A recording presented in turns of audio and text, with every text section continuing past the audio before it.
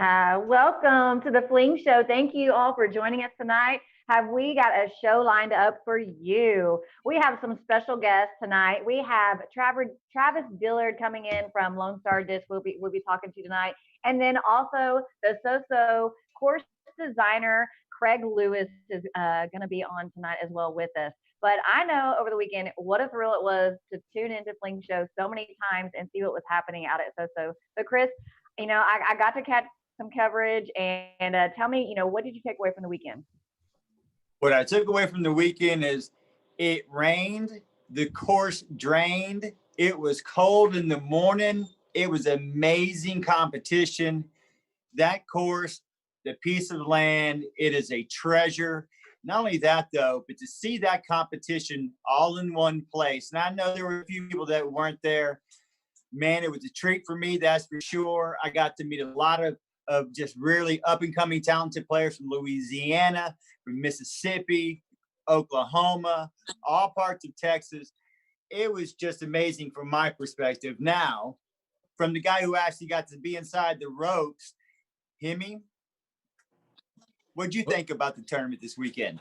Well, let me correct you. I wasn't inside the ropes very often. Actually, I was outside of the ropes a lot. But no, I didn't actually go be too much. I just could not score there. But I loved it. I loved the course. I loved everything about it. The experience of playing on a 9-hole gym that was turned into an 18-hole by this crazy course designer was really special because I kind of knew going into it, just from Miles's excitement when he messaged me and we had a little conversation late one night on Messenger, and just hearing his or just seeing him type these words, that he was just really giddy about the course, and I knew it was something special. So I had to sign up, and I'm glad I did. I'm glad we made the trip. It was a good time out there with you, Chris. Always enjoy our road trips and hearing all about your glory days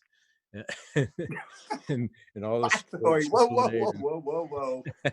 It was half and half. I know it's mutual. You have to hear mine too, but the time goes by, and you can ask Chris. I mean, the time just flies when we're out on the road. It's really cool. I mean, we looked up and we were already, getting to Nacogdoches, and it just seemed like it just flew by. And then on into town, and we timed it just right on Friday. We got the full 18. We played them sort of as we went. We played every hole, both holes every time around, and then right when we finished, a little sprinkle came down, and we got out of there, and so we got to see the course. But it was that I think it was that morning when I woke up, when I messaged Craig, and I found out the night before. I think it was Miles who told me who the course designer was, and I clicked around, and I got in touch with Craig and had him on tonight. So it's really cool that we're going to get to hear from him. I don't really want to talk about my play. I think the way I took about the way I took from it, after kind of just kind of letting it sit for a few days, was that it taught me a lot, and it taught me my weaknesses and what I need to work on. And been out there, today I went out to River Plantation and worked on my forehand and my flip up shots with my leopard threes, and my straight flying discs, and my fairway game. It taught what I thought used to be my strength, which was my fairway game and my putting. um, it exposed it. And so, like all great courses do, you go home and you work on it. And so that's what I took out of it. I'm going to save it for when we talk to Craig, because I've got I got a lot of questions about the course and just about Craig in general. But we'll get to him.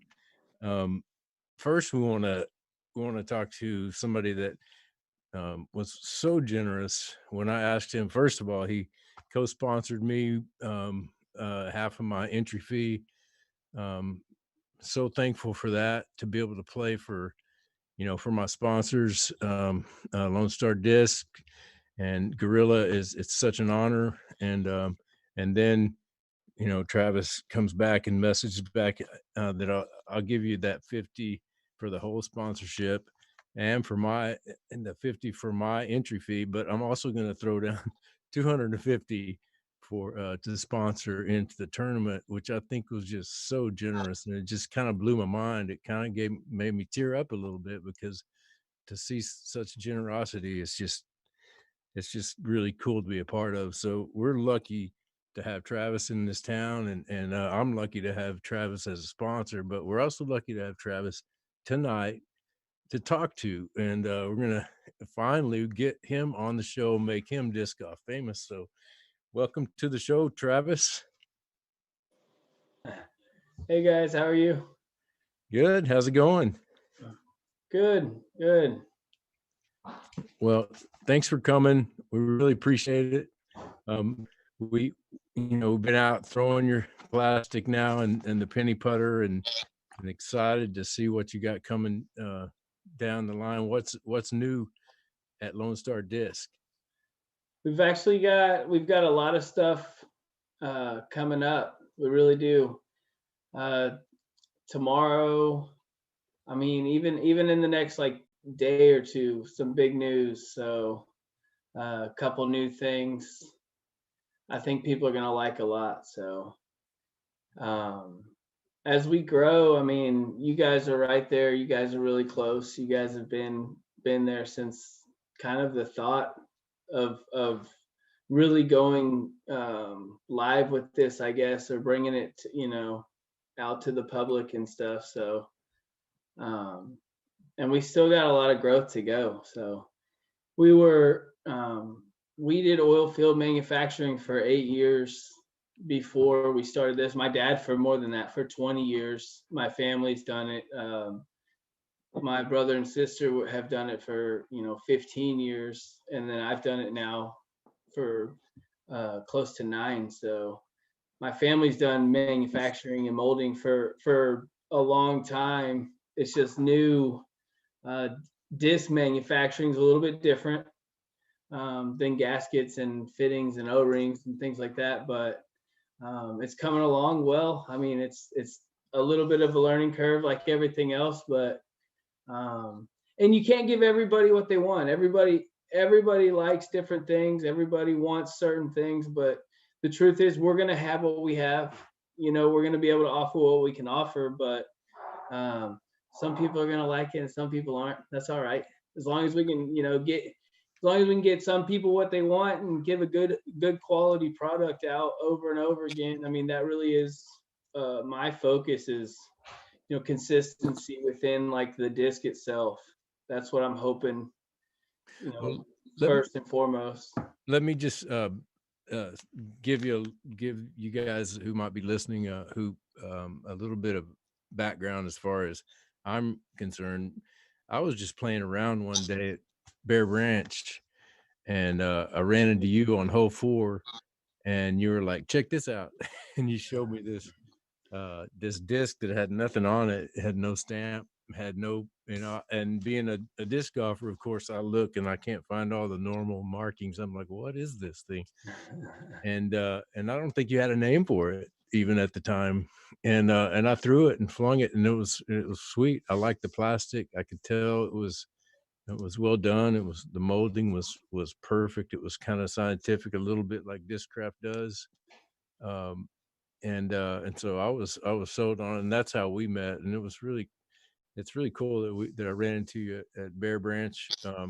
And then, just to give a little bit of color to what you guys do, when I walked in and met your dad and your brother and your sister, your mom, I think everybody's there kind of has a feel of that Orange County Choppers in there. You should do like a little I could see a little reality series going on. It is. Little family business.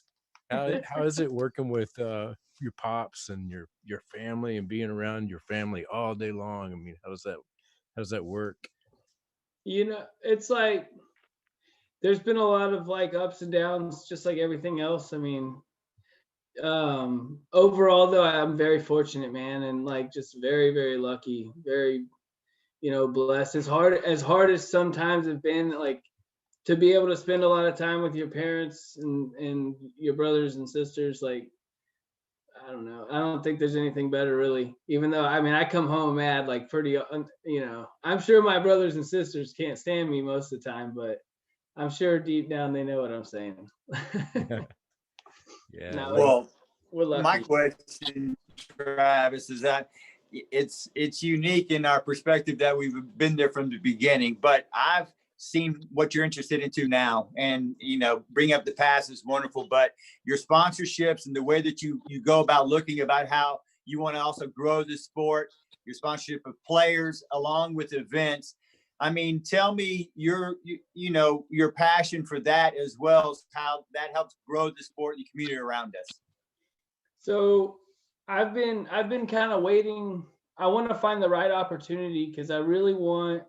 I've told y'all before, a youth league of some sort would be my end goal dream, I think. And like, my big 5-year plan is some sort of like an actual established, like, youth league of some sort, even if it's just like Saturday morning bowling is. I grew up bowling in Saturday morning league, and we'd show up, there'd be like 30 kids or whatever, and we'd have our 4-person teams, and we'd bowl for 3 games and then go home.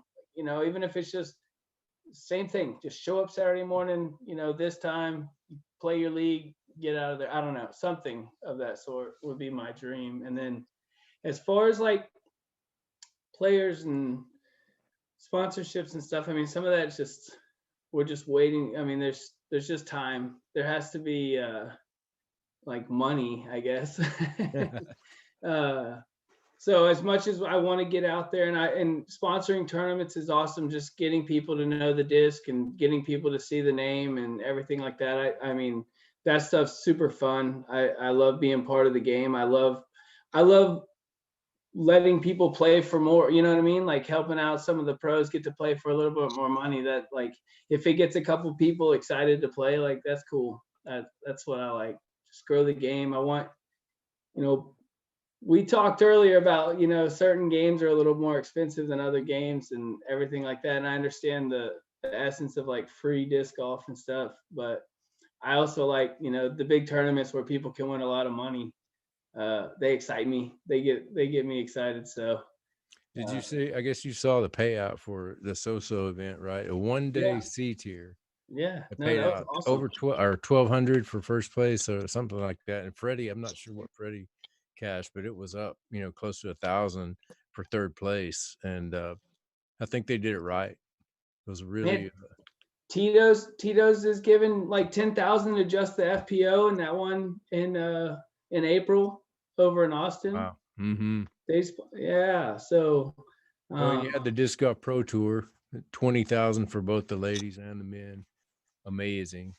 That'd be so cool. I mean, this game, this sport is, it's on the way up. The more it becomes a sport in everybody's mind and stuff, instead of just some game, and people start realizing like how much the technical side, and when you guys keep figuring out ways to film it and show people, I think it's going to keep growing. So it's awesome. Well, you and I have talked about this, and it comes down to what type of construct are you going to get around it to make it successful.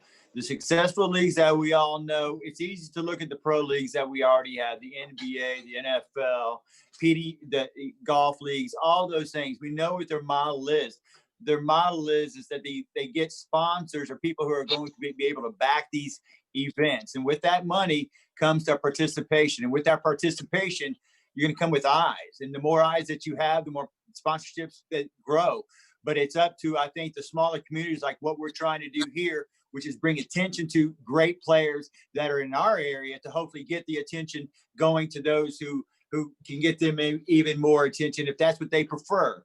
But it's all going to come down to, if you want these kids, the younger generation, the talented ones to come out and play these events, the more sponsorship, the more the money, the better the player, the more people are going to show up. And it's just a win-win situation. And that's why I love the fact that not only you a disc maker, but the fact that you have that passion for the sponsorship. That's why you and I have been talking about some of the packages that need to be really defined when people are asking for money from these sponsors. They need to show a payback to that sponsor of what are you getting for this? How's my name being getting out there? How is it going to benefit us as well? Because it's all has to be symbiotic to get that kind of money. I mean, the stuff that Hemi's talking about with PDGA, we know where that's coming from. That's coming from all the people that are paying all this other money that's coming in, along with the sponsorship they get from the Innova and the Discrafts and things like that. So without what you're doing on this local, the way that you're doing it locally, it just is helping us tremendously. And I just want to thank you for doing that so quickly. I mean, you put your money where your mouth is, and it really shows. So thank you. Yes. Oh, thanks, guys. Thank you, Travis. And I'm excited to be giving some goodies out to my ladies at the clinic coming up from some Nice. LSD. And with that said, you have a platform, social network, a website or something you want to share so that everybody can. Yeah, I mean, Lone Star Disc, if you look them up, if you look us up most places, we're still working through all that stuff. I don't have a big giant social media presence yet. This was, like I said, we were manufacturers for a long time, so trying to stick with, I kind of started it, and then I realized, like, man, hold on, I need to like figure out the direction, because once that thing goes, it's gonna kind of just have its own life at some point. So but yeah, feel free, and I promise to eventually start putting content more on there as soon as I know what kind of content we're gonna fill it with. Well, hey, my question is about your game. I know that the last tournament you almost took that one down, and I know I've seen your putt come a long way since first time we played. You had kind of this kind of a strange Annie putt from up here eyeball high, and then now you've got this picture perfect looking putt. I mean, it looks like a pro putter, and it's going in, and you're making putts. And so Hey. how much time are you putting into your game? I get to play with you guys now, so that helps a lot. I played with, and no offense, Jordan, or anybody watching, it's not like you guys don't elevate me, but and then I do a lot of 20-foot putts in my backyard. I've got a little covered area, and it's like a perfect 20-foot putt. And so because it was so embarrassing for so long, like once I started playing with other people, I finally just like set that up, and now I try to hit it. I mean, at least some every day, maybe not a lot, but some days I sit out there for a little bit.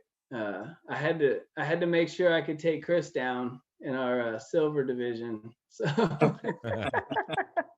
You're not silver. No, you've come short time and a long way, no doubt about it. No doubt about it. Your distance is. My goal was. So we started, me and Jordan, Shawshank was our first tournament ever last year, the doubles tournament. We always played casual friend games for 20 years, I mean, since like high school. But, and so then we took it serious. That was like the first, we used to do like walkouts of the, in the woods and stuff. Like it was like much more casual playing before that, right? So then this last year, we were like, all right, we signed up for intermediate, thinking like, we're not novice. We played a long time. Well, we were not intermediate at that time by any means. And but then we planned like this whole year. We're like, all right, let's try and win rec next year. Let's spend all year try and get good, and maybe we can win rec next year. So, but after that, I'll probably play. I won't play in rec anymore after that. And I'll probably stop playing rec, even like the local stuff after this weekend at Huntsville. It'll probably be my last time, I guess. Just because. Leave it for Chris. I'm just kidding. I'm done with it too. Nice. One same page there. Yeah, Chris made the big step. Yeah, I wanted to win one, but I don't know. It kind of doesn't work out that way all the time. Nope. Well, it sounds like you had your chance, and you need to work on your upshot game. That's kind of what I learned. Chase won. That's good. Yeah. Congrats, Chase. Absolutely. That was awesome. Yeah. Fun. Well, and it's really cool talking to you, and look forward to playing some more and seeing what you got coming down the pipe. You know, I'm a fan. I'm a big fan of your plastic, and I love the new harpoon that you got going. I'm looking forward to seeing what kind of plastics come in that, and also the Mad Cat. I love it. I got that one that you gave me before so, and I've been flinging that one around. Didn't get to throw it at the tournament, but it looks like it's the kind of disc I would have needed at so. Good Nice. straight flying T-Bird TL type disc, Nice. Thunderbird type disc. But thank you for that, and thanks for everything. Is there anyone you'd like to thank before saying goodbye tonight? I mean, just like we talked about earlier, my family, and then you guys have done awesome. I mean, everything y'all do for the game is so cool, and I don't know, everybody around the whole North Side. We joined North Side Chain Games when we found out about it, and ever since then, I mean, it's been super cool. All the different people I've gotten to meet, play with, and this community is cool. Houston community is like an awesome group of people. So awesome. That's No it. doubt. Yeah. Thank you, sir. Yeah. Keep doing what you're doing, and keep at it, and keep growing that thing organically, because you're doing great, man. Don't look back. Keep pushing them out there, no matter what. We're proud of you, man. Thanks, Travis. Thanks, Dave. Yep. All right. Have a good night. Well, it's good hearing from Travis.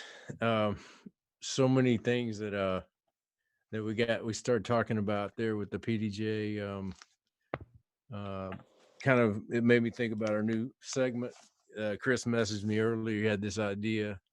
I don't know. Do you want to go into that, Chris? The new DGI that Meredith was supposed to bring up, but yes, we can go inside that. That's not a problem whatsoever, because DGI is the new disc golf issues. The more we think about it, there are some things that would need to be fixed. And one thing that, that I'm going to go ahead and get into, I think I just led into Travis with that is like, we need to have some type of structured formula that when people give money, it's an understanding of what is going to get back in return. A lot of tournaments that are run, people ask for sponsorship and they'll say, okay, you just get a sign. Well, I know that a sign is just a small part of what you can really do now with the social media, with the outreach that you have, with the players that are on that.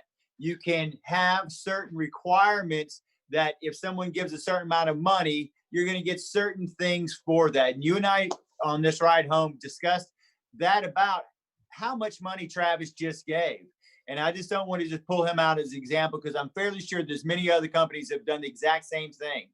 But there needs to be an understanding of when you give certain amounts of money, then that information needs to be given. It needs to be spread. It needs to allow the community to grow so we can pay attention to those people who are really giving back and who are really growing the sport, because it only benefits us all to be a big team. You know that as well as I do. So I don't know what your issues are about disc golf, but I know we talked about that for about an hour and a half on our way back home. And I'd really like to see somebody smarter than myself, because I am not the smartest person in the room. And I've said that many times before, but I know there's people out there that can tell me what they think would be a good idea of how to get these things accomplished.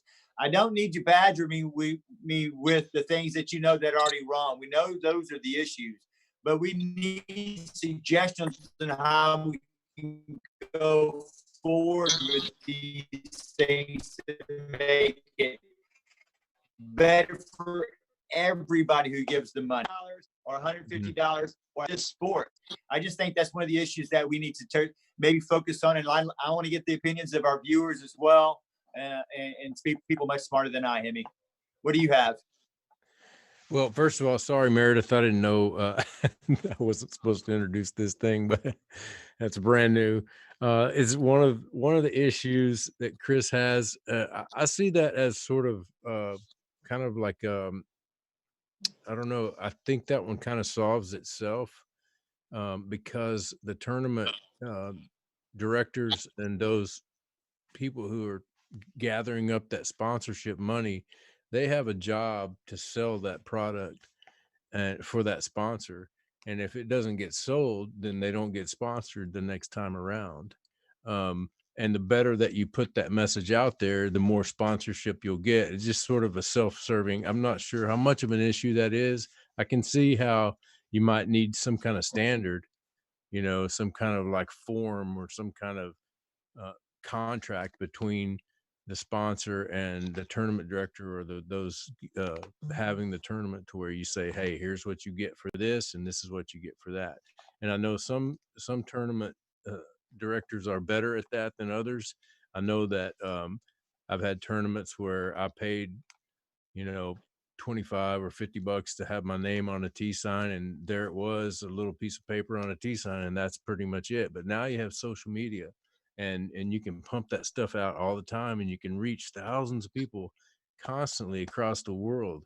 Not, and if you're not sticking their name up daily, and not just daily but often, just keep clicking it, then you're missing an opportunity.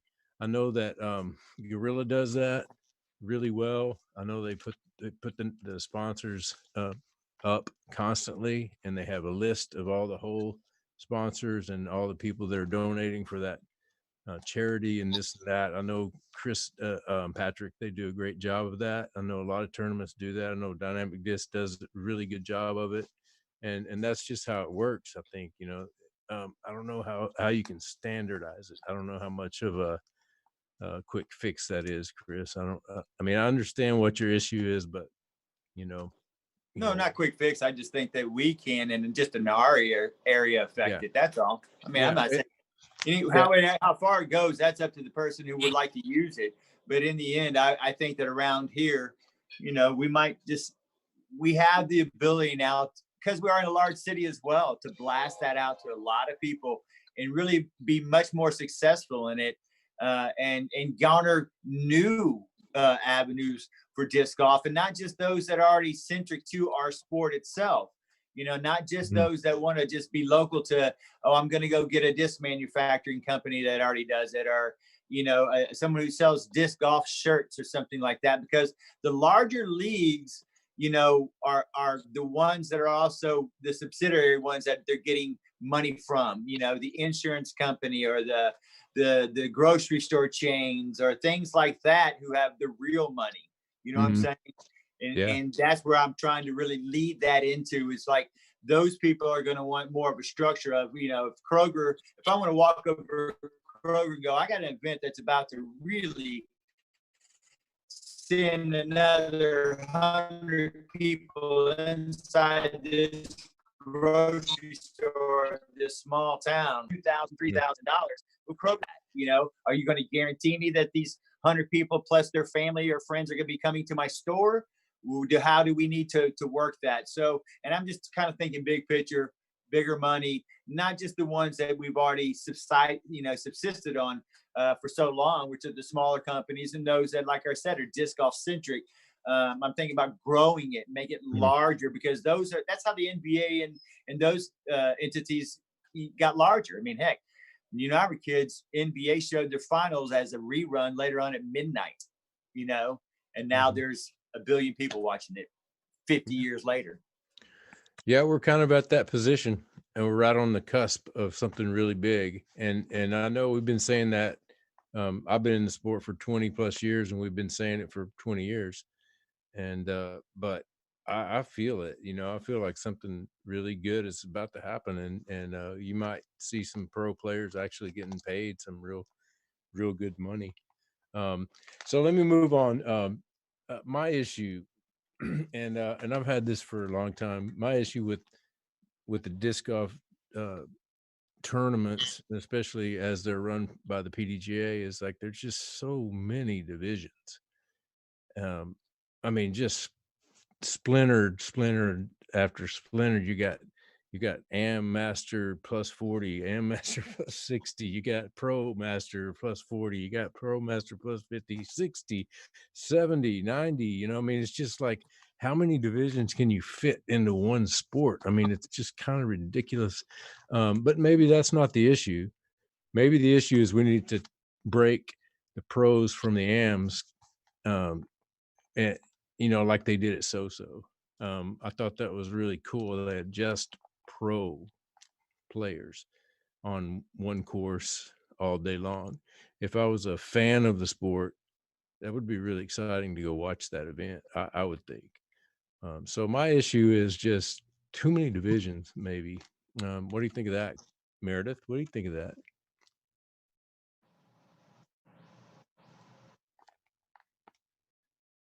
Meredith, your mic's off. You muted I yourself. was giggling about, since I just moved up to FP40, I kind of like the options. But, I remember when I started, we couldn't even get one women's division together. And I was like, can I get two girls? Like, I was like fighting to get one other girl so we could even play. Anyways, make a division so I didn't have to play against the guys. And so now that we have like 3 to 4 women's divisions, but I see your point as well. It can be overcrowding. And I got my first experience at Belton where it was just pros only, and that was really cool. Like you said, you see the locals coming out, enjoying the pros, the little kids yelling, seeing them tee off, and it was an experience. And so I can see, if given the opportunity to separate them, to give that special sorry, my dogs. Give that special time to the pros, and for those that love to watch it, So, I'm biased. I like being able to move up myself. But I can see what you're saying is there are a lot of options. Yeah. Well, hey, let's go ahead and introduce our next guest. It's getting late, and I know he's got some input that he could add to this disc golf issue segment, I'm sure. Let's go ahead and introduce Craig. I was told by Miles who the course designer was, and after playing the course on Friday and just falling in love with it, I came home and just started clicking around and found him on Facebook and wanted to meet him and ask him if he'd come on the show, and he agreed, and I'm really glad. And so I want to give a big welcome to Houston native, Nacogdoches citizen, and course designer. So the amazing 9-hole that's not quite a 9-hole. Thanks for joining us, Craig. How you doing tonight? Wonderful. Glad to be here, guys. Awesome. Well, you've got a lot of people stirred up this weekend. I know, just being on the course, and a lot of people's first time to play out there. Chris and I played it on Friday together for the first time, and our mouths were just dropping. I mean, I played a lot of courses. I lived in Kansas City for several years. We lived in Phoenix, Las Vegas, Southern California. Played La Mirada every year for 2 years. I played Waterworks all the time. I played the mini out at Waterworks every time I had a chance. We played, all those Did it this year. all those great courses in Kansas City and in Des Moines. And, I played some really good courses. There's nothing really that compares to what you did at Soso. I really, really love it. And especially how ingenious it is that you made a full 18 out of one little, how many acres are out there? So it's like 17 acres, but you can't utilize all of it for disc golf. So with the other things they have there, with the kid playground and stuff, the park is just beautiful to start with. And I fell in love with it from that aspect of it. And then I just tried to do the best I could do to, I like to challenge the golfer. I want you to have to work your Frisbee to get to the location, the right location. Yes, I enjoy that part of what I did there for sure. Yeah, you did a good job.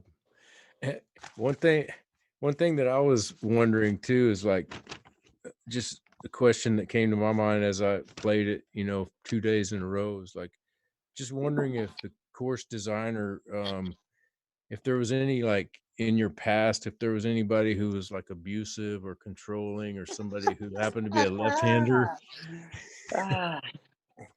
Just give it. What do you have against left-handers? Give it to the ladies, right? Just give it to the ladies. Hey, I want to ask you, what does it take to get invited to this event? Like, ooh, it Yeah, seems he to had be. nothing to do with You that. have to talk to Miles on that one. Yeah. Oh, okay. Yeah, Yeah, yeah. but- Miles is the guy. Miles. The way it went down, what Miles told me was that he hit up every 1,000 rated player in Texas first, and then just started working his way down.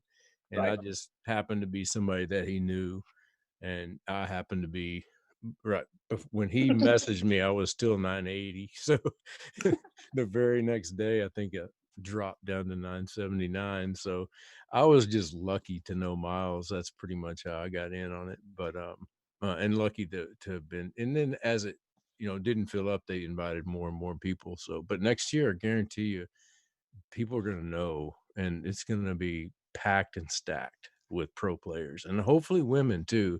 That's the one. Yeah. That's the one knock I kind of had on it. Was like, where are the women? Where are the ladies? And Well, I know it's not because he overlooked them. It's just this is how it went down for the Mhm, first mhm. inaugural classic. But go well, ahead, let's bro. also be honest with it. It is while it is beautifully an 18-hole course, it is really a 9-hole basket. So to be able to split that course, you'd have to have less pros in men's division and half it with the ladies, or you'd have to have one event one day and the other event the next day, back to back, something like that, because of kind of. And I was going to talk to Craig about this. I mean, the layout obviously. I don't know if you were thinking about having such an incredible tournament here that he held, which was wonderful. But if it's more, when you saw that piece of land, you're like, this is something I could really make for the casual player that has a high skill level, obviously. But I was wondering if that was kind of your thought about it, because I was concerned. That was the only thing I thought when I started doing the numbers and how he's going to stack them together, how it was going to roll out. And everybody knows nobody likes to play a tournament which is sitting around, 4-hour round to play a disc golf tournament. It's just nobody wants to do that. So what were your thoughts on that? So I want the casual golfer to be able to enjoy the round, but I want to challenge anybody who has skills at the same time. That was the goal there. So it's a little area. There's not a whole lot around there. So that was kind of what I was thinking, and just to promote the sport in general. And I like to make things challenging. That's just me. I was very glad that I thought he was going to bring up in the DGI. He was very, very on the drive home. He was not happy with you.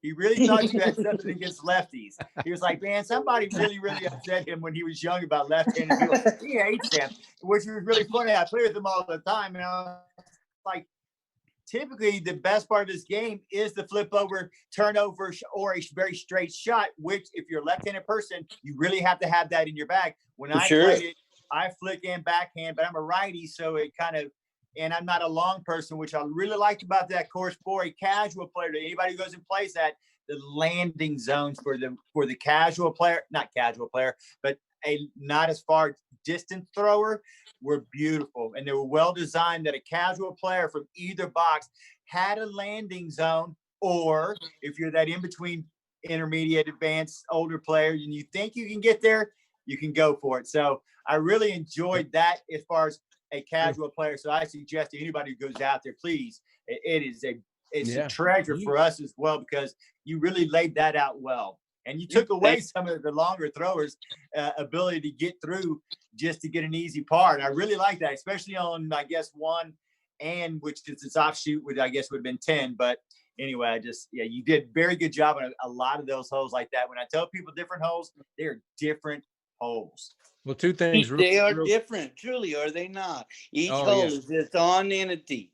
Definitely. Two things real quick, and I'll let you take it from there, Craig, is that after thinking about it for a couple of days, my meltdown and not playing all that great, was that it really forces not just a flip over, a turnover shot, because some of those pockets for me, like my Annie shot, it wasn't there. It was guarded because you got a low ceiling. So it forced me to have a forearm.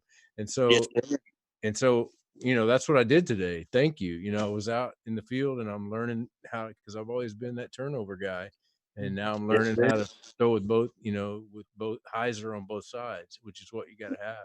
The I other want thing you to use your game. I want you yeah, to have love it. all the game. You've done a Yeah. great job of that, sir. Very good job. I The look other thing I forward was to going it. to say Go on ahead. Chris's point is that you can play that course with the putter. You could play it to par Yes, you could. with a You putter, could. and that's brilliant. I mean, that's a great design. So Is this course open to the public? Oh yeah. Yes. Yes. Yes. Yes. Yes. It is open to the public. I think they close at like 9, 10 o'clock or something like that p.m. mhm. Mhm. And it's a great community. It seems really mellow. It seems really laid back. Except for Yeah, Betty. yeah. Except for Betty. Except for Betty. Yeah, it's a long story. So when We you had a discussion about local Greg. politics because we like to go to small towns when we get there and kind of, give them some of your business because that's what you're there for. That's the kind of my promotional ideal also when we do these events is to get out to the golfers. Hey, spend your money in those places. Come That's and buy right. stuff from them, whether it's the Whataburger or whoever, because those people and those hourly people need those wages. So anyway, that That was one drives thing it we learned home when we go to local when we- politics. Sir. We learned a little bit about local politics and how many people like that course and how many people have maybe a slight concern about it. Yeah, that would be a few, I'm sure. Yeah. So first of all, let me say Miles chimed in. He did invite the top ladies. They couldn't come. Oh. So he's in on that too. He's with us on that. He wants the ladies to be there. Sure, for No sure. doubt. Thank you, Miles. My question is, how long did that take you? I mean, because in my opinion, it's just so genius the way you put those, two different positions on every hole. What was the process when you walked up, and how long did it take you from the time you first saw it until it was, down? I bet I have 4 weeks into the layout. Yeah. I mean, some things just as soon as I walk up, I see them. Other things they take a little bit to incorporate. But what I try to do, I try to give the lay of the land, man. And I look what Mother Nature has given us, and then I try to take that and just emphasize it and work it with the way I know a frisbee can fly. I might not be able to do it, buddy, but I know it's doable. You know what I mean? I understand that frisbee. Yeah. Hey, visually, it looked like to me when I was and filmed it, it came across as beautiful as the Masters. That's what I kept thinking through my lens as I was shooting it. The undulation, the distance, the creeks that you had going through it, that freaking Paul Bunyan swing set in the middle of it, the beautiful house in the background. I mean, The weird everything was almost picturesque light through fixture. the camera lens, and I really enjoyed filming it. Also, besides playing it, but I really enjoyed the way it captured through the TV. I cannot wait for the post production to come out because they obviously had much better equipment than I had. But it really just stunningly when you're standing there, it's beautiful, beautiful. Yes, sir. Beautiful park. Mhm. And let me tell you, hole 4, and I don't know what the higher number is. Island hole, played it as an island. The one coming back down Down the hill, towards the house. Across. Towards the house. going back Mhm. towards the giant swing set. Mhm. That hole right there, I had this cool experience on the second round when I was on my 4th time through getting to play that island. I said to my card mates, "Isn't this great? We get to play this island hole 4 times, in a one-day C tier. We get 4 shots at it on too long and too short, and a fabulous hole, man. That hole needs a name. I mean, it's like a signature hole out there. You like that one, huh? I love Yeah, that. yeah. Especially the way Miles and Greg or whoever came up with the way or you might have the way they made it into an island. And I did not have anything to do with that, but I see it. I understand that very clearly. The island shot there. yeah, Yeah, I see that. I think it was Miles and Greg. I'm not sure, but I know that Miles ran it by Greg if he thought that would be a cool island hole, and it is one of the best holes I've ever played. I love that hole. It's a great Well, hole. I mean, it's Works from there. both left and You right. have the creek right there. You just the road on the back and the fence. Yeah, I could see that island for sure. That's a great way to play, and everybody can reach that other side. It's just, Yeah, yeah. it's reachable. And what's cool about it is, and we talked about this later, you could do like they do in ball golf. You could have another sleeve in the front of the island for the second round, and it would play totally different. Sure, sure. Make you choke up a little bit. See Mhm. if you didn't come up short. Throw a putter or something. Mm-hmm. So you did you design the original Knack Lake course, or were you in on the Yes. redesign? You designed the original Knack Lake. That's my favorite. And course. I've got a second course designed there. We just haven't cut it in, and it really it's gonna be it's got a lot of cool stuff to it too. Okay. Any other Okay. courses that you've done besides those? I was going to ask you how many courses you've done and how So long you've been doing it. I redid Pioneer and Pecan, and I've done the lake, 2 courses at the lake. One we haven't cut in, like I said, in Timpson. That's what I've done. Well, you have Wow. you have 2 of my favorites, Timpson, the So-So course, and Pioneer. I could see that being a really great B tier. If there, Mhm. like we said, if there's a way to work in, more than 45 people Mhm. on the So-So course. But I love the idea of Pioneer and So-So. Mhm. Yes, And I wasn't the that only would be one. fun. It's not that far away. Like The 30 2 of minutes. them. Yeah, it's 31 minutes, I think, Miles said. Mhm. Not in Texas. That's around the corner. Heck, Right, right. We in drive Houston, that that every barely day gets me in to Houston. downtown. You are from H-Town. What high school? Aldine. Aldine. I went to Northbrook over there in Spring Branch. I see. Which one, MacArthur or Aldine Eisenhower or Aldine High? I went to MacArthur. MacArthur. We played y'all in football. Yeah, they had a good football team. So when Yes, did they you did. start playing disc golf? So me and my kids were riding some bicycles. I'm gonna be an OBMXer, and we found 5 discs in the creek along Pecan there. And I had a buddy come over, weightlifting buddy, and he says, "You play disc golf?" And I say, "What are you talking about?" And he said those 5 discs were disc golf disc, and so I learned. That was in 2000. 2002, I was already into it enough to where I founded our local club with help of other locals, the Crushers, and man, we never turned back. We love it. Well, we're grateful that you had your hand on that course there in Timpson. We learned a lot about Timpson. We got to know President Paul, who was Yeah, really, it sounds like he was really involved in getting that in the ground. sure. Kathy and Paul, sure, they were definitely hard. Wonderful. They made it happen. Without them, it didn't happen. Okay, I got that definitely. feeling. Yeah, I got that. Yes. He was the other guy that I was Googling, clicking around on early Saturday morning.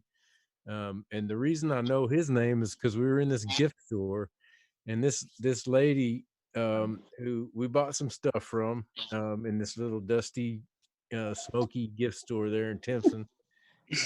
She didn't really have very good words she called him Mayor Paul. And so Chris and I called him Mayor Paul for about a The day. rest of the day, yeah.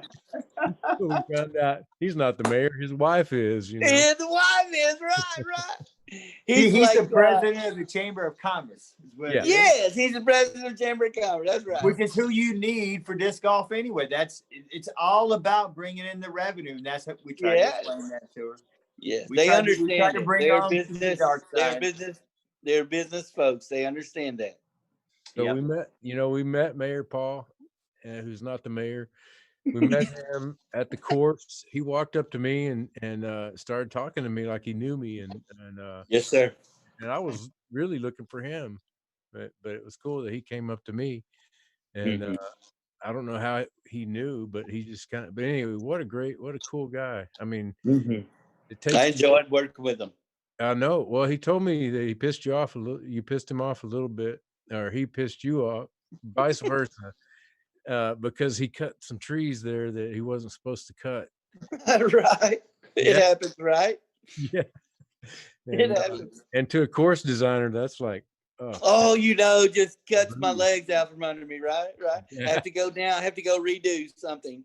yeah, yeah. Make Redesign. it harder again, Hey, that 6 and 16 hole, that's spectacular as well, man. Man, I would Don't like go to in the make it more woods. It's terrible. picturesque. Go ahead. Don't go in the woods over there. It's terrible. I decided to hit a tree, kicked over in there, and literally, I almost thought about leaving my disc, and I paid for going to go get it. So it's no fun. Thorn. Like thorns, man. There's some Oh, it's thorns out yeah. there, dude. I got the markings, yeah. Oh, I know. I know. Cutting it in, man. It was tough, but hey, yeah. Take It was yourself a worth it, putter, go man. down the middle, be safe, and just enjoy the day. Get out there in the open. Just take your medicine on that one. Stay in the fairway. Yeah. Yeah. Stay in the fairway. You know what's funny though Yes. is I, I had my longest putt on that hole, and I saw Jeffrey Franklin hit 100. He said 100-footer, but I know it was 120. He putts with zones. Hit one. And then we saw another guy hit a long putt on that hole when we were out on the other side of the course, and we saw this crowd erupt like it was an ace. But some exciting stuff on that hole. Awesome, man. Not Unique. much wind. It's only about 5-mile-an-hour wind, so they weren't really dealing with much either. So Yeah, they're able to go for stuff. it was very nice. What is there more back there on the wooded side? Are there more acreage back there that you could use, or It's not. It's very limited. The fence line is so where you tee off on 6 right there, you're up against the property line right there. It's at the fence is right there. So it's running down the fence line as you play out 6, and of course 15 coming into the same thing. But yeah, it's crowded right there. There may be a little area up around the 18 tee box area back up in there. But yeah, I had difficulty trying to find a way to incorporate it. well, there And the was desire to cut it in. there were a couple of guys that were asking me if there was a way you could push 16 and 6 back and make it a par 4, push it back to the left. There was a little pocket as you go down the hill, and then you could swing. Yeah. You could swing it 100 feet, back that way. Maybe cut it in and make that into a par 4. I think it needs to be a par 4 too. I think it would help it. It's on that edge right there on the cuspis of it. Yeah. Yeah. There are a couple of holes though I really like that you could kind of change up, because that one coming where the 18's tee box, the road, the shot that's going back towards the backside of the property, that box right there, you could actually play that box to that second that second basket way on top of the hill that comes across the fence before you're cutting back over into 6. Before you walk back into 6, that basket back there along that road, you could play that. I was like, man, there's some definite changes of baskets that you could use with that layout, and there's some other pin positions that you use to really, just change the outlook and the way that you mix it up. I mean, and just by putting it in a sleeve, not putting it in a tee box, just a sleeve. So yeah, I love that play. I cannot wait to play it again. Are there any plans from NAC to do any kind of weekly mini out there? It's not like we said, it's only 30 minutes. Right. So I've asked the guys about that, and they considered it to start with, but they haven't really done it. So I'm gonna ask them again, because I love it, man. I love playing out there. It's such a challenge. It really is. It challenges me, definitely. I'm an amateur, so definitely it challenges me. Yeah. Well, cool, man. Really glad you had time to spend with us, and really appreciate you, jumping here and jumping on and talking with us and answering a few questions. Meredith, did you have anything else you wanted to ask Craig before we say goodbye?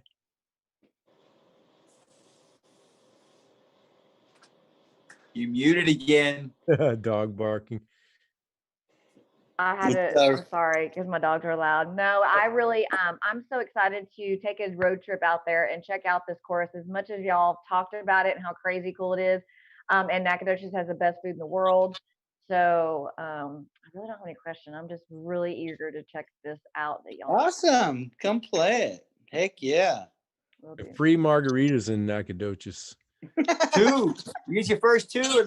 Your first 2. Rancho, I know where you went to eat. Ranchero or whatever. La Ranchero. Yeah, Ranchero. First 2. Hey, I like that that Christmas tree you made. Is that your business or are you doing carpentry? What it is, we do remodels and new construction, and actually one of my guys had built a dresser he was working for on his son that evening, and he left it right in the middle of the walkway, so he didn't come to work the next day, and all day long we just piled stuff on it and just piled stuff, and that's what it ended up with. Yeah. Of course, I had to pay for him to take all that apart this morning. Oh, you did? Yeah. They made this giant Christmas tree out of just junk, everything. Anything out of the shop. Yeah. I'll do a real Christmas tree tomorrow and post it. Here, I'm gonna show everybody. I got your page. It's pretty funny. All right. Here we go. Can you see that? Yeah.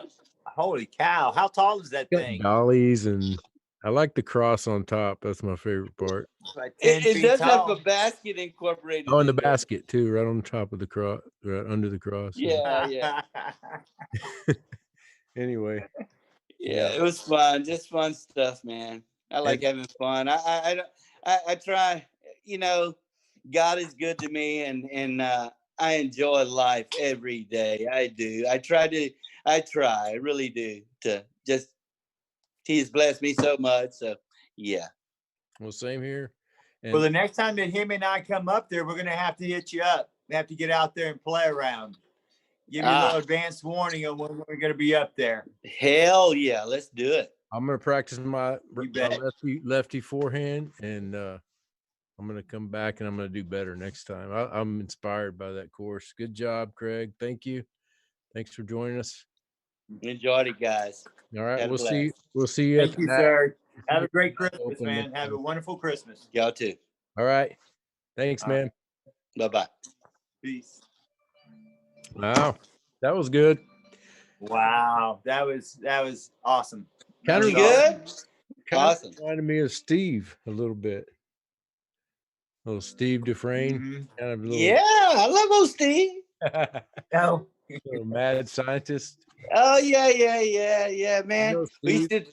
used to really take care of each other, bring each other to these clubs, these tournaments and stuff. Yeah, man. And we had a big group from Shreveport, a big group from Tyler, and we just kind of went around to each other's tournament. Man, that's how it got started for me.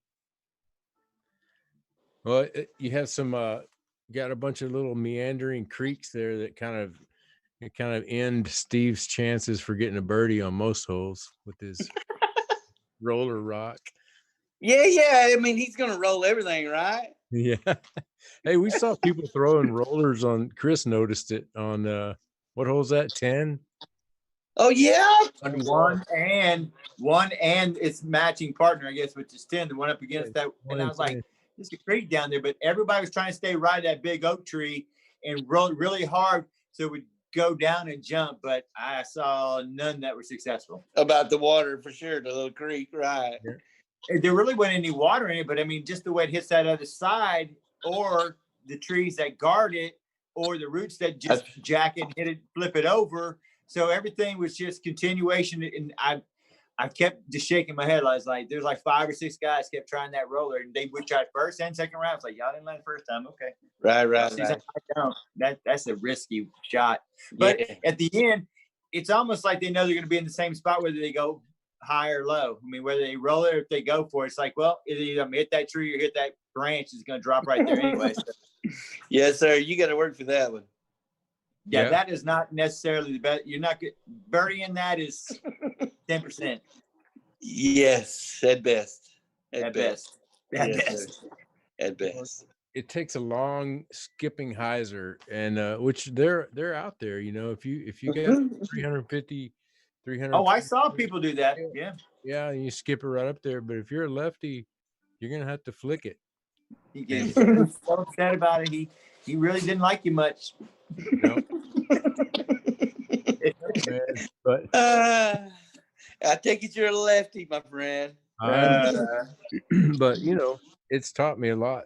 So I got a lot to work on. But you can see, you can go to any of my courses and you will not see it just favor the right. It will No. not. I go back and forth with you. I want you to go back and forth and work your shots. I do. Yeah. I do. 6 and 16 is a perfect example at so perfect. Yes, sir. Yes, sir. Something for everybody. Well, thanks, man. I guess we'll call it a day. Thanks for talking with us. Enjoyed it, guys. All right, man. Look forward Good to night. it. Let's have a game of golf. Let's do it. Take care. All right. Good night. Yeah, good night. Good night. Well, that was awesome. Incredible experience, and kind of led me into the fact that before we wrap up the show, I just wanted to also tell people how incredible it is when we do go on these trips like this. It's we got to immerse ourselves in the culture as well, in the local politics. We got to see some really cool artwork and some really cool musical equipment in Nacogdoches. And I suggest that anybody who goes on trips like these to always kind of take advantage of those opportunities as well. I know a lot of people just drive in for the day, but I know that him and I had a really good time going to these places, and we've posted the pictures, and you'll see some later on. But I really had a great time. Hemi, how about you? Oh yeah, I enjoy it. There's nothing like a good road trip, and you know, I really appreciate and thank you, Chris, for your vibe when we go out and the way you treat people and the way, you know, just that energy you bring to the waitresses and the, you know, the people that the guy, Mr. Talley, that we met, the guy that directed us to the Singing Bowl. He's an artist there at that gift store in Nacogdoches. Can't remember his first name, but his last name is Talley, an artist, you know, and just that interaction that we had everywhere we went, you know, it's good energy, man. It's like, kind of reminds me of that time when we sat down at the Mexican food place there in Baytown, and the waitress came up and she said, "Are you guys famous?" You remember that? Yes, I do. And we laughed, and it was like, but it's that energy, that positive vibe that she was picking up on. I think, you know, it wasn't that we, you know, looked famous. We felt famous because you were making her feel famous. So I just thank you for that vibe, you know, and you know, the energy that we have when we're out road tripping. I look forward to doing that again, man. It's Can't wait. yeah. Can't wait. But it's got to be warmer. We ain't going as cold because that was terrible. Me and Miss Trevino was just sitting there going, ooh, me and Haley just side by side. I mean, it was cold. Those trees kept it. I mean, it was, yeah. We are not good in the heat. We're not good in the freeze. We got to get better in the spring and the fall. So wait for us to come in. Yeah, it was nice though. You know, the sun was shining down and turned out good. Wish you would have been there, Meredith. Yeah, me too. We'll have to go. Make a road trip Yeah. of it. I'm telling you, make a road trip of it. Call them all up there and get them in. And just so you know, I also see a little match play happening. Maybe call a little match play. I don't know. We can do a little match play on so. Yeah, apparently I can beat Hemi there. Let's go. The Fling Show match play. Let's go. Hey, Hey, I like it. I like it Hey. too. Match only at play So-So. on the road. Match play road trip. Right. And Hemi Lucky Ace, versus quit taking Meredith. our ideas. Hemi versus Meredith in so. Looking forward to it. I'll be working on my forehand though, so you might be in trouble. I was surprised though you struggled with that backhand like that though, but those trees, they do step in the way for you in a lot of the shots, and I know there's canopies, even though it looks so high, but You know, Hey, it happens. it does. Hey, I have some really funny shots that I'm going to be able to clip up. Please, to those of you who know me, understand I'm only doing this out of love. But there were a few pros who took advantage of very close trees. Not going to mention who you are right now, but we might see them in the future. Which reminds me, don't you have a new segment in the works here? I do. I hope that everybody enjoys it. Got to go there, like I said, this weekend, and it's just beautiful when it was captured on the camera. So I was able to do a little editing today, put together a little small tribute to the So-So Classic, to your champion, which we didn't even talk about because I think that hopefully that this video will explain who won to you and how it was accomplished. But wonderful event. I hope you all enjoy it. I think that before we say goodnight, I just want to thank everybody, our fans, my team, the Fling Show, my family, everyone who makes this event work. Matt Lang, without you, Mr. Production Man, thank you so much. Yeah, and sorry, shout out to Greg Barsby. Sorry we couldn't get you on tonight. Next time, maybe we'll have some time for you, but we tried. Yeah, we tried. We just ran out of time. We've been running a little long tonight, so maybe we'll catch. Meredith just rambles on and on. I know. Oh. Hey, I could have talked to Craig all night. I just, go pick up a 6-pack of Shiners, and we could have kept talking. I can't wait to talk to Miles. We got to have Miles on because he has a great idea about the PDGA and my DGI. I can tell you right now, he flipped me. I've thought about it more and more as we drove. So on the next DGI, hopefully we can have Miles on here. Hopefully he's still watching. Also, great event, well run, loved it, wonderfully done. Yeah, it was run, spectacular, man, and that payout was sweet. Did you see it, Meredith? 1,200 for first on a C tier. Very nice. Yeah, that was spectacular, and I know it was the first annual, it was the inaugural event there, and we'll see it again. And I bet you next year it's going to be stacked. So looking forward to that. Well, Matt, on our way out, roll that clip. Everybody else, we'll see you next week. Until then, peace. Peace.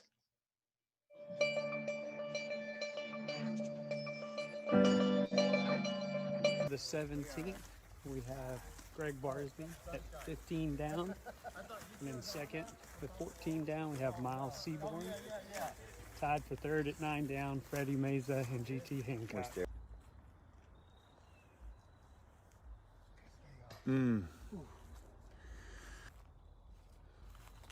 Good.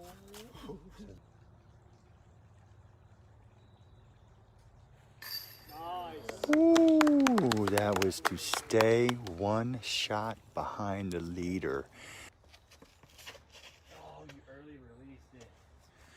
We're on hole 18. Uh-oh, he hit low too. Oh, got a nice kick.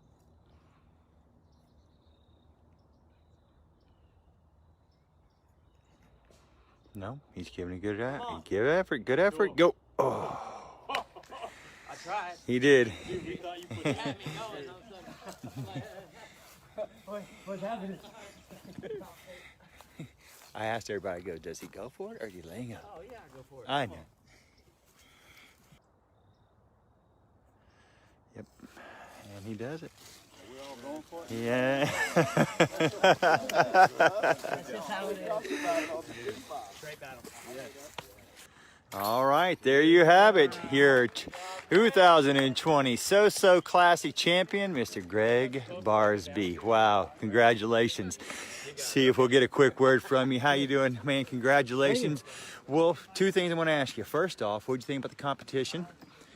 Stout. I knew Miles would be a tough one pretty much all day. I mean, we kind of went back and forth. We played the first round together. I think there was one point where we were 2 strokes apart, and that was for one hole, maybe. I mean, the rest of the day we were within one. So. Second thing I want to ask you is what did you think about this course? I really like it. I don't live too far over here in Henderson, so it worked out perfectly. And Miles invited me out, so I got to see him play it early. So I kind of learned off of some of his lines, and I won the war today. He won the battle the other day we had. And got him by a stick today. That was a really close battle. Well, man, congratulations. I know it's a good way to close out the year, especially. You going to have any more tournaments before the end of the year? Nope, this is it. All right. Well, congratulations, man. You're champion, right? Please, I'd like to announce the 2020 So-So Classic Open champion, Mr. Greg Barsby. Wow. Well, it's a good thing I get to take this from him. It pretty much took every hole. Great playing today, Miles. I enjoyed everybody I played with. Big thanks to all the pros that came out, all the spotters. Huge thanks to the town of Timpson and the chamber for throwing down. And yeah, it's a great way to end 2020. I'm just really stoked that we get to play with all of our, our pro buddies. A lot of the tournaments are AM only, and we don't get that many pro only tournaments. So thank you for making the drive. Josh, appreciate you, man. Thanks for coming. We'll see you. All right.